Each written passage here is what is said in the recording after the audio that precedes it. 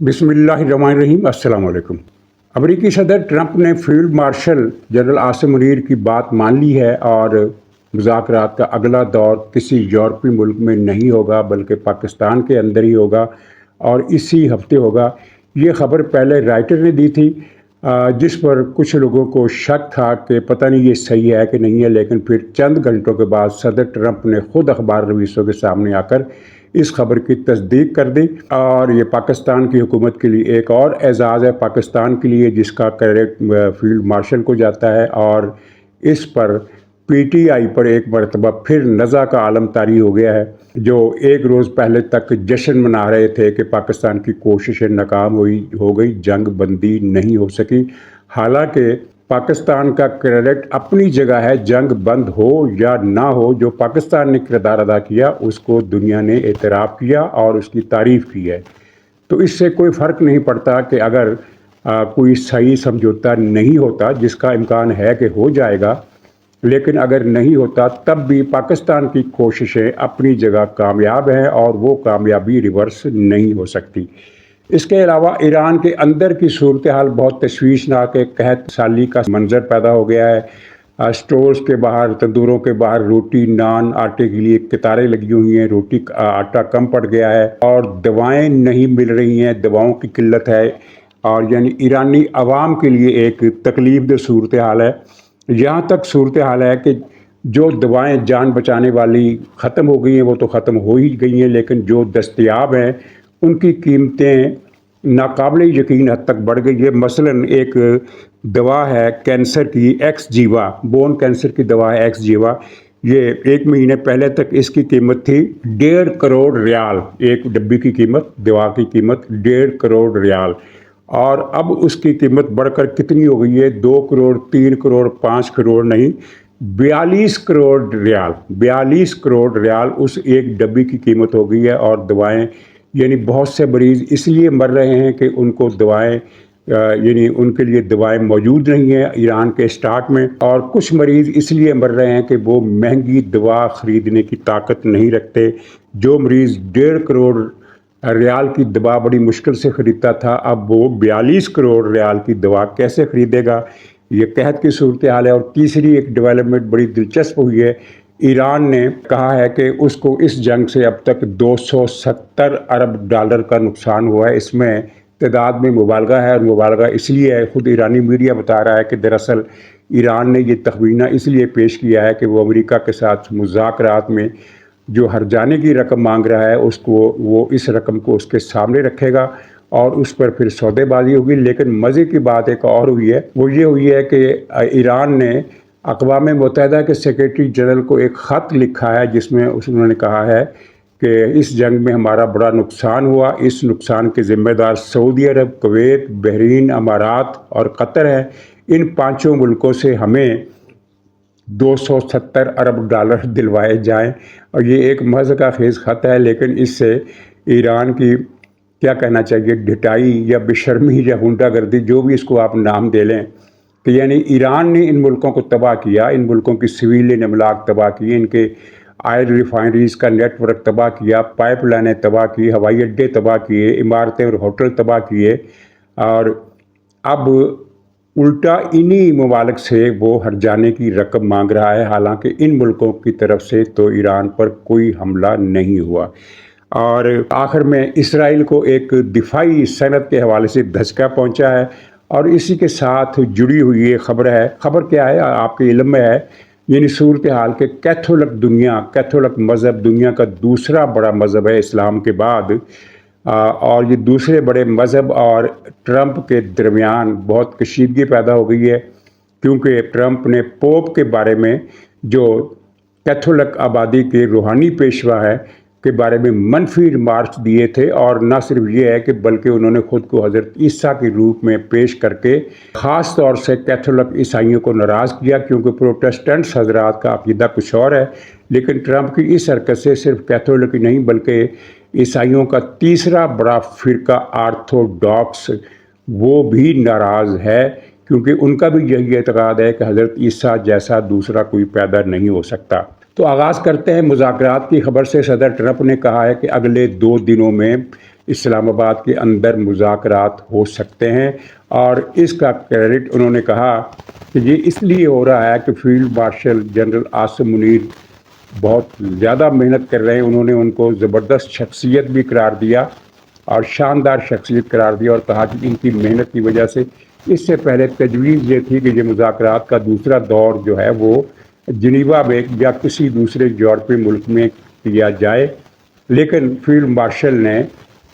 صدر ٹرمپ کے بیان سے بھی پتہ چلتا ہے، اور ویسے بھی ان کی کوششوں سے، کہ یہ مذاکرات کا دوسرا دور بھی پاکستان ہی میں ہونا چاہیے، تاکہ ایک فضا جو تعمیر ہوئی تھی، فضا قائم ہوئی تھی، اس کی بنیاد پر مذاکرات کو اگلے مرحلے تک پہنچایا جائے۔ اور یہ مذاکرات رائٹر کی خبر کے مطابق اس ہفتے کے آخر میں ہونا ہے، یعنی ہفتے کو، سیٹرڈے کو، لیکن ٹرمپ کا بیان بتا رہا ہے کہ 2 دنوں کے اندر ہی یہ مذاکرات اسلام آباد میں ہو سکتے ہیں، یعنی آج بدھ ہے تو ٹرمپ کے مطابق جمعے کو یہ مذاکرات ہو سکتے ہیں، لیکن ہفتے کو بھی اگر گنا جائے تب بھی 2 دن ہی بنتے ہیں، عملاً 2-2.5 دن، تو ہفتے کو یہ مذاکرات ہونے کا بہت زیادہ امکان ہے کہ اسلام آباد میں یہ مذاکرات ہوں گے، اور پاکستان کی یہ کوشش بھی تھی، جبکہ پاکستان کے مخالفوں کی، انڈیا کی کوشش تھی کہ پاکستان کے اس عمل کو سبوتاژ کیا جائے، اور جو پاکستان مخالف لابی ہے وہ یہ مذاکرات جنیوا میں یعنی سوئٹزرلینڈ میں کرانے پر مصر تھی، لیکن صدر ٹرمپ نے اپنا جھکاؤ فیلڈ مارشل عاصم منیر کے پلڑ میں ڈالا، اور اب یہ مذاکرات پاکستان میں ہو رہے ہیں۔ اور غیر مصدقہ خبریں تو یہ بھی ہیں کہ ان مذاکرات میں وزرائے خارجہ کی سطح پر یا اسپیکر پارلیمنٹ کی سطح پر بات چیت نہیں ہوگی، بلکہ شاید دونوں ملکوں کے صدور پاکستان آئیں، یعنی ٹرمپ بھی پاکستان آئیں، اور مسعود پزشکیان ایران کے صدر وہ بھی پاکستان آئے، اور ان دونوں صدور کے درمیان براہ راست اور فیصلہ کن مذاکرات ہوں، اور یہ معاملہ فیصلہ کن حد تک ہو بھی سکتا ہے، بشرطے کہ ایران کی طرف سے لچک کا مظاہرہ زیادہ ہو۔ ایران کی طرف سے لچک کے اشارے ملے ہیں، مثلا پہلے تو وہ مورٹیریم کو مانتا ہی نہیں تھا، لیکن اب وہ کہتا ہے کہ ٹھیک ہے، ہم 5 سال کے لیے اپنے ایٹمی پروگرام کو منجمد کرنے کے لیے تیار ہیں، لیکن امریکہ کی شرط یہ ہے کہ 20 سال کا یہ مورٹوریم ہونا چاہیے، جس پر امریکہ کے اندر سے بھی مخالفت ہے کہ 20 سال نہیں، یہ ہمیشہ کے لیے ہونا چاہیے۔ بہرحال ادھر سے 20 سال کا اصرار ہے، اور ادھر سے 5 سال کی پیشکش ہے، تو ہو سکتا ہے یعنی شاید کہ 5 سال کے بجائے 20 سال کے بجائے بیچ میں آ کر بات طے ہو جائے، یعنی 10 سال کا مل جائے، لیکن اس میں اہم بات جو ہے کہ یہ پابندی کا جو عرصہ ہے یہ اتنا اہم نہیں ہے جتنا اہم یہ معاملہ ہے کہ جو یورینیم افزودہ ہو چکا ہے اس کا کیا بنے گا، جس کی مقدار 1000 کلو گرام تک بتائی جاتی ہے۔ روس نے کہا تھا کہ جب یورینیم ہمیں دے دے، لیکن امریکہ اس پر تیار نہیں ہے۔ امریکہ کہتا ہے کہ جو بھی ہو یہ یورینیم عالمی ایٹمی توانائی کی عالمی ایجنسی کے حوالے ہونا چاہیے، اس سے کم پر ہم بات نہیں کریں گے، کیونکہ اسے اعتبار نہیں ہے کہ روس کسی وقت مستقبل میں 5 سال بعد 3 سال بعد یہ یورینیم دوبارہ ایران کے حوالے کر دے۔ اچھا، یہاں اب ایک بات اور ذہن میں رہے کہ ایک دن پہلے صدر ٹرمپ نے یہ بیان دیا تھا اور دعویٰ کیا تھا کہ ایران مذاکرات کے لیے مرا جا رہا ہے، بے تاب ہے، بے صبری سے منتیں کر رہا ہے کہ مذاکرات کرو۔ تو ظاہر ہے ٹرمپ جس طرح کے بیانات دیتا ہے بے معنی قسم کے، اس میں جھوٹ بھی ہوتا ہے، اس میں گپ بھی ہوتی ہے، اس میں مذاق بھی ہوتا ہے، اس میں بے سرے فکرے بھی ہوتے ہیں، بے معنی بے ربط باتیں بھی ہوتی ہیں، تو اس دعوے کو بھی نظر انداز کر دیا گیا، لیکن کچھ ہی دیر کے بعد اس کی تصدیق ہو گئی کہ ٹرمپ کا یہ دعویٰ صحیح تھا، کیونکہ ایران کی طرف سے رابطہ کی گیا روس کے ساتھ۔ ایران کے وزیر خارجہ نے روس کے وزیر خارجہ کو ٹیلی فون کیا، اور سرجی لاوینوف سے، تو اس ٹیلی فون میں ایران نے روس سے مطالبہ کیا کہ وہ امریکہ پر مذاکرات کے لیے دباؤ ڈالے اور ہماری مدد کرے، جس پر روس نے یہ کہا کہ ہم مذاکرات کی حوصلہ افزائی کریں گے، ایران کو مذاکرات کی میز پر آنا چاہیے اور جنگ سے بچنا چاہیے۔ یہ روسی وزیر خارجہ نے بڑے زور دے کر یہ بات کہی، اور اس بات کا جواب وہ گول کر گئے کہ روس امریکہ پر دباؤ ڈالے۔ اب روس کا جو بیان ہے کہ ہم آپ کی کوئی مدد نہیں کر سکتے، اس بات کو ہمارے پاکستان کے جو دانشور ہے وہ نہیں بیان کریں گے، کیونکہ ان کا تو یہ ایک دعویٰ ہے کہ چین اور روس میدان میں آ گئے اور امریکہ کو ٹکر دیں گے، مجھے ایسی کوئی بات دور دور تک نظر نہیں آتی۔ انہیں اگر نظر آتی ہے تو وہ اس کی ایویڈنس دیں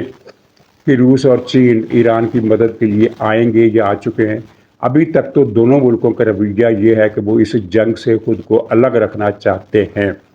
اور صرف یہی نہیں بلکہ ایران نے پھر رابطہ کیا فرانس کے صدر سے، میکرون سے، اور اس ٹیلی فون میں ایران کے وزیر خارجہ نے کہا کہ نہ صرف فرانس بلکہ یورپ کے دوسرے ملک بھی امریکہ پر پہلے سے زیادہ زور ڈالیں، پہلے سے زیادہ ایکٹیو کردار ادا کرے کہ وہ امریکہ کو مذاکرات پر آنے کے لیے آمادہ کرے۔ اچھا، امریکہ تو مذاکرات سے اس سے پہلے بھی اس نے اشارہ دیا تھا کہ وہ مذاکرات کے لیے تیار ہے، وہ انکار نہیں کر رہا۔ تو ایران کی طرف سے یہ دباؤ گویا کہ اس بات کو یقینی بنانے کے لیے ہے کہ کہیں ٹرمپ اپنے وعدے سے مکر نہ جائے، مذاکرات ہونا چاہیے۔ اور اطلاعات یہ ہیں کہ ایرانی حکومت زیادہ لچک دکھانے کے لیے تیار ہے، لیکن ان کے سر پر لٹک رہی ہے پاسداران انقلاب کی تلوار۔ وہ پاسداران انقلاب کے دباؤ سے ڈرتے ہیں، جو اس نہ صرف یہ ہے کہ وہ کسی امکانی ڈیل سے خوفزدہ ہیں، بلکہ وہ سرے سے ان مذاکرات ہی کے خلاف ہے۔ وہ کہتے ہیں کہ مذاکرات ہونے ہی نہیں چاہیے۔ انہیں شبہ ہے کہ مذاکرات ہوئے تو ایرانی جو حکومت ہے وہ ایران کے مفادات کا سودا کر دے گی۔ بہرحال جو بھی اشارے مل رہے ہیں وہ یہی ہے کہ ایرانی حکومت کچھ نہ کچھ لچک دکھانے کے لیے تیار ہے، اور بہرحال اب اس بات میں زیادہ دیر نہیں، 2 یا 3 دن میں اسلام آباد میں مذاکرات کا اگلا دور شروع ہو جائے گا۔ اور پھر اس مرتبہ پہلے تو اطلاعات سامنے نہیں آ سکی تھی، مصدقہ اطلاعات کوئی سامنے نہیں آ سکی تھی، لیکن اس مرتبہ امکان یہ ہے کہ جو بھی پیش رفت ہوگی وہ سامنے آ جائے گی۔ اس مرتبہ پہلی کی طرح معاملات کو اتنا زیادہ خفیہ نہیں رکھا جائے گا، کیونکہ زیادہ تر مبصرین کا اتفاق ہے کہ کوئی نہ کوئی لچک دونوں طرف سے دکھائی جائے گی۔ امریکہ کس حد تک لچک دکھائے گا، ہو سکتا ہے وہ میزائل پروگرام پر بات نہ کرے، لیکن یورینیم کے مسئلے پر وہ لچک نہیں دکھائے گا، مجھے یہ لگتا ہے۔ اچھا، دوسری طرف جو ایران کی ناکہ بندی ہے، یہ امریکہ نے جو کی ہے، اس میں پتہ چلا ہے کہ 2 بحری بیڑے جن کو ہم ایئر کرافٹ کیریئر کہتے ہیں، اور ان کے علاوہ 12 یا 14 ڈسٹرائر جہاز، تباہ کن جہاز، یہ بھی اچھے خاصے بڑے جہاز ہوتے ہیں اور اچھی خاصی چھاؤنی ہوتی ہیں، اور اس کے علاوہ کچھ 3-4 جہاز اور اس کے علاوہ بہت بڑی تعداد میں ہیلی کاپٹر اور دیگر ہتھیار، میزائل وغیرہ نیز 12,000 فوجی ان جہازوں پر سوار ہیں، اور انہوں نے ایران کی ناکہ بندی کی ہے۔ اور ناکہ بندی میں جو پہلا دن تھا اس میں انہوں نے اس حد تک سخت ناکہ بندی کی، یا جہاز نہیں آئے کہ آبنائے ہرمز سے جو ٹریفک گزرتا تھا وہ 35 اور 40 جہازوں تک اس کی گنتی آ گئی تھی، لیکن کل صرف 4 جہاز گزرے، جن میں سے 3 ایران کے تھے اور 1 چین کا تھا۔ تو چین کے جہاز کے بارے میں تو یہ رپورٹ آئی کہ امریکی بحریہ نے، جس فورس نے ناکہ بندی کر رکھی ہے، چین کے جہاز کو جانے کی اجازت دے دی اور روکا نہیں۔ لیکن یہ باقی 3 جہاز کیسے وہاں سے نکلے، یہ کسی کو سمجھ میں نہیں آ رہا، کیونکہ امریکہ نے جو بیان جاری کیا ہے وہ یہ کیا ہے کہ کوئی بھی جہاز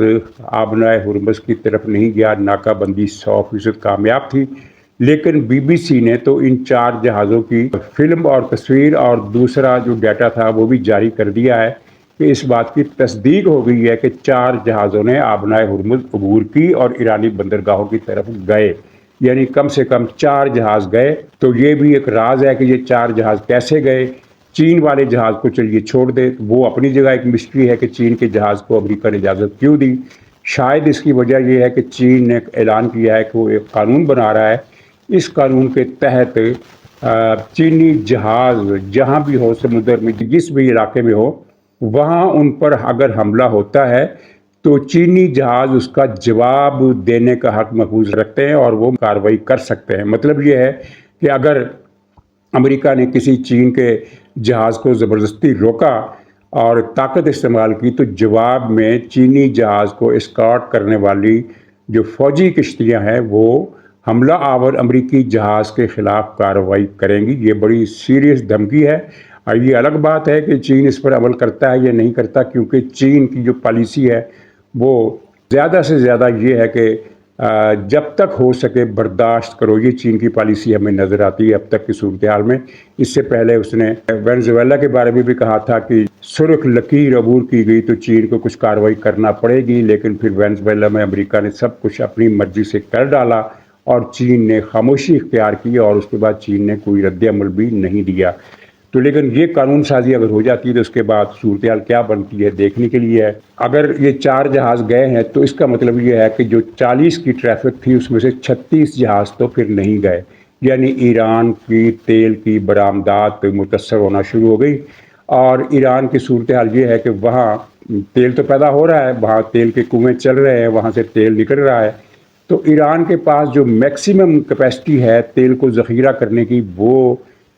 یہ ہے کہ وہ 12 دن تک ان ریفائنریوں، ان تیل کے کنویں سے نکلنے والے تیل کو 12 دن تک ذخیرہ کر سکتا ہے۔ اس کے بعد اس کے جو سٹوریج ہے وہ اس کی گنجائش ختم ہو جائے گی، پھر وہ مزید تیل ذخیرہ نہیں کر سکے گا۔ مطلب یہ ہے کہ 12 دن کے بعد ایران کو تیل کے کنویں بند کرنے پڑیں گے اگر یہ اسٹیلمنٹ اسی طرح رہتا ہے۔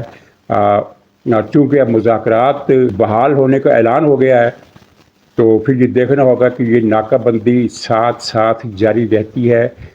حتمی تصویہ کے بعد ہی ختم ہوتی ہے، یا حتمی تصویہ سے پہلے ہی اس میں امریکہ پیچھے ہٹ جائے، یہ ابھی دیکھنا پڑے گا۔ باقی ایران کے اندر کی صورتحال بہت زیادہ خراب ہے۔ ایک طرف یہ جنگی کارروائیوں کی وجہ سے امریکہ کا، ایران کا بزنس، اندرونی بزنس بھی تباہ ہو گیا ہے، اور دوسری طرف انٹرنیٹ کی بندش سے، جس کو پتہ نہیں کتنے مہینے ہو گئے ہیں، اس بندش کی وجہ سے ایران میں وہ سینکڑوں نہیں ہزاروں چھوٹی کمپنیاں بند ہو گئی ہیں جن کا سارا انحصار ہی انٹرنیٹ پر تھا، آن لائن ان کا ورک تھا۔ وہ ساری کمپنیاں بند ہو گئی، بڑی کمپنیوں کو بھی نقصان پہنچا ہے، یعنی ان کا جو حصہ انٹرنیٹ پر ڈپینڈ کرتا تھا وہ بند ہو گیا ہے، جو مینول تھا یا جو روایتی تھا وہ طریقہ چل رہا ہے۔ اوورآل ایران کی معیشت کو ایک طرف جنگ سکویز کر رہی ہے، دوسری طرف انٹرنیٹ کی پابندیاں اس کو نقصان پہنچا رہی ہے۔ دواؤں کی صورتحال میں نے بتا دی کہ وہاں جان بچانے والی ادویات، دل کے مرض کی، گردے اور جگر کے مرض کی، اور پھر کینسر کی، یہ ساری دوائیں ایسی ہیں کہ جن میں سے زیادہ تر تو نایاب ہو گئی ہیں، یعنی کامیاب نہیں، نایاب ہو گئی ہیں، سرے سے ان کا وجود ہی نہیں رہا وہاں۔ اور کچھ دوائیں نایاب نہیں ہوئی لیکن کم جاب ہو گئی، اور کم جاب ہونے کی وجہ سے ان کی قیمتوں میں 100 گنا اضافہ ہو گیا ہے، یعنی کہاں 1.5 کروڑ ڈالر اور کہاں 1.5 کروڑ ریال اور کہاں 42 کروڑ ریال، اتنا زیادہ اضافہ۔ تو ایرانی مریض، ایران کے شہری، یعنی اس جنگ کی وجہ سے اصل نقصان جو ہو رہا ہے وہ ایرانی رجیم کا جتنا ہو رہا ہے اس سے زیادہ نقصان ایرانی عوام کا ہو رہا ہے، جن کو دوائیں نہیں مل رہی، جن کو بہت ساری جگہوں پر پانی نہیں مل رہا، اور تقریباً پورے ملک میں آٹے کی قلت پیدا ہو گئی ہے، اور اب اس ناکہ بندی سے یہ بحران شدید ہو جائے گا۔ اس لیے انسانیت کے حوالے سے یہ ضروری ہے کہ کوئی ایسی صورتحال پیدا ہو کہ ایران کی یہ تجارتی ناکہ بندی ختم ہو جائے اور ایران کے اندر اجناس بھی پہنچے، بہت سارے لوگ مریض مارے جائیں گے۔ اچھا، اب اسرائیل کو دھچکا۔ اگرچہ اسرائیل نے انکار کیا ہے، تردید کی ہے اور کہا ہے کہ ہمارا تو اٹلی سے کوئی ڈیفنس پیکٹ تھا ہی نہیں، لیکن حقیقت میں یہ تھا اور اسرائیل جھوٹ بول رہا ہے۔ اٹلی نے اسرائیل کے ساتھ دفاعی تعاون معطل کر دیا ہے، معاہدہ توڑ دیا ہے۔ اس معاہدے کے تحت اسرائیل کو ہتھیار بنا کر بیچے جاتے تھے، اور آپ کے علم ہے کہ اسرائیل اپنا سارا اسلحہ خود نہیں بناتا، ایک بڑا حصہ خود بناتا ہے، ایک بڑا حصہ وہ امریکہ سے لیتا ہے، اور ایک بڑا حصہ وہ دوسرے ملکوں سے یعنی بنایا اسلحہ خریدتا ہے، جن میں ضروری نہیں کہ بہت کوئی F-16 قسم کے طیارے ہی شامل ہوں، گولہ بارود یا گولیاں، ایون گولیاں، کارتوس، ڈرون طیاروں کے پرزے بہت سارے دوسرے ملکوں سے لیتا ہے۔ اور مجھے یاد آ رہا ہے کہ کچھ عرصہ پہلے، کچھ مہینے پہلے، مشرقی یورپ کا بھی کوئی ملک تھا جس کا مجھے نام یاد نہیں آ رہا، اس نے بھی اسرائیل سے دفاعی تعاون معطل کر دیا تھا، اور اسرائیل کے لیے اپنے کارخانوں میں دفاعی پروڈکشن روک دی تھی۔ اور اب یہ گویا کہ دوسرا ملک ہے، اسرائیل کے لیے یہ ایک سخت دھچکا ہے۔ اور خاص طور پر اگر آپ نوٹ کریں تو یہ جو کیتھولک دنیا ہے یہ اسرائیل کے خلاف زیادہ ہے۔ فرانس ہو گیا یہ بھی کیتھولک ہے، اسپین ہے یہ بھی کیتھولک ہے، پرتگال ہے یہ بھی کیتھولک ہے، اٹلی یہ بھی کیتھولک ہے، یونان یہ بھی کیتھولک ہے، نہیں یونان سوری یہ وہ ہے آرتھوڈاکس ہے۔ یونان اور روس اور پولینڈ اور رومانیہ، بلغاریہ، بلکان کی ریاستیں یعنی سابق یوگوسلاویہ، یہ سارے ملک یہ آرتھوڈاکس ہیں جو عیسائیت کا تیسرا بڑا چرچ ہے۔ دوسرا بڑا چرچ پروٹسٹنٹ ہے اور پہلا بڑا چرچ کیتھولک ہے، جو اپنے تئیں خود کو ایک الگ مذہب گردانتے ہیں، اور وہ پروٹسٹنٹ سے تو بالکل ہی وہ دوری اختیار کرتے ہیں۔ اس لیے آپ نے بعض ایٹلسوں میں دیکھا ہوگا کہ جب مذاہب کی تفصیل آتی ہے تو اس میں اسلام کو سب سے بڑا مذہب دکھایا جاتا ہے، دوسرے نمبر پر کیتھولک کو، تیسرے نمبر پر پروٹسٹنٹس وغیرہ، نہیں تیسرے نمبر پہ پھر آ جاتے ہیں ہندو، پھر چوتھے پر پروٹسٹنٹ اور پانچویں پر پھر یہ آرتھوڈاکس۔ لیکن عیسائیت مجموعی طور پر اگر دیکھی جائے تو وہ سب سے بڑا مذہب ہے۔ کیتھولک کی تعداد 2 ارب بتائی جاتی ہے اور مسلمانوں کی تعداد 2.2 ارب، یعنی 2 ارب اور 2 کروڑ۔ لیکن اگر مجموعی طور پر عیسائی دیکھے جائے تو وہ 3 ارب کے قریب عیسائی بنتے ہیں، 3 ارب، اور عیسائیت سب سے بڑا مذہب ہے۔ لیکن کیتھولک اپنے طور پر ایک الگ فرقہ، ایک الگ چرچ جو خود کو دور کرتا ہے پروٹسٹنٹزم سے، وہ سب سے بڑا عیسائیت کا جو مذہب ہے وہ ایک الگ انفرادی مذہب کے طور پر پھر دوسرے نمبر پر آ جاتا ہے۔ 3 دن پہلے پوپ پر تنقید کی ٹرمپ نے۔ پوپ نے کہا تھا کہ جنگ ختم کی جائے، معاملہ مذاکرات سے حل کیا جائے، تو ٹرمپ کو اس بات پر غصہ آیا اور اس نے جو بیان دیا اس میں کہا کہ پوپ برائیاں ختم کرنے میں تو بڑے کمزور ہیں لیکن ایران کی حمایت کرنے میں وہ بڑے تیز ہے۔ حالانکہ پوپ نے ایران کی حمایت کی، نہ امریکہ کی مخالفت کی، انہوں نے صرف جنگ بند کرنے کا مطالبہ کیا تھا۔ اصل میں جو ٹرمپ کو غصہ ہے وہ یہ ہے کہ پوپ نے بڑی شدید الفاظ میں فلسطینیوں کی نسل کشی کی مذمت کی تھی، جس کا جواب نہ ٹرمپ دے سکتا ہے نہ اسرائیل دے سکتا ہے۔ اور ٹرمپ نے ایک اور کارنامہ کیا کہ اس نے ایک تصویر جاری کی اپنے اکاؤنٹ سے، اس میں ٹرمپ کو حضرت عیسیٰ کے روپ میں دکھایا گیا، ہاتھ سے روشنی نکل رہی ہے، آسمان میں ایک فرشتہ پرواز کر رہا ہے اور وہ مریضوں کو صحت دے رہا ہے۔ یہ سارا تصور حضرت عیسیٰ علیہ السلام سے منسوب ہے، ان کے حوالے سے بائبل میں بھی ہے، قرآن میں بھی ہے۔ اور پھر اس تصویر میں ٹرمپ نے جو چوغا پہنا ہوا تھا وہ حضرت عیسیٰ علیہ السلام سے مخصوص ہے۔ ٹرمپ نے بعد میں کہا کہ نہیں، یہ تو ایک علامتی تصویر تھی، مجھے ڈاکٹر کے روپ میں دکھایا گیا تھا۔ تو خیر وہ کہہ سکتا ہے کہ علامتی، وہ جو فرشتہ نظر آ رہا ہے وہ بھی علامتی تھا، اور جو ہاتھوں سے نور نکل رہا ہے وہ بھی علامتی تھا۔ لیکن سچ میں اس بات کو کوئی بھی نہیں مان رہا کہ ٹرمپ نے حضرت عیسیٰ کا مثیل بننے کی کوشش کی۔ تو پہلے تو ٹرمپ نے تردید کی، پھر تنقید بڑھی، جب تنقید بڑھی تو یہ پھر تصویر انہوں نے اپنے اکاؤنٹ سے ڈیلیٹ کر دی۔ مجموعی طور پر یہ تاریخ میں پہلی مرتبہ ہوا ہے کہ رومن کیتھولک چرچ جو ہے وہ امریکہ کی مخالفت میں زیادہ ووکل ہو کر سامنے آیا ہے، اور لگتا ہے کہ وہ ان بلاک امریکہ کی مخالفت کرنے والا ہے۔ تو ناظرین، یہ تھا آج کا بلاگ۔ آخر میں یہ خبر کہ ایران کے اسٹیٹ بینک، جس کو وہاں سینٹرل بینک کا نام دیا گیا ہے، اس نے صدر کے نام ایک مراسلہ لکھا ہے جس میں بتایا گیا ہے کہ اگر جنگ آج ختم ہو جائے تو تب بھی ہمیں اتنا نقصان پہنچ چکا ہے کہ تعمیر نو میں 12 سال لگ جائیں گے، اتنی بڑی تباہی ہوئی ہے۔ ناظرین اجازت دیجیے، انشاءاللہ اگلے بلاگ میں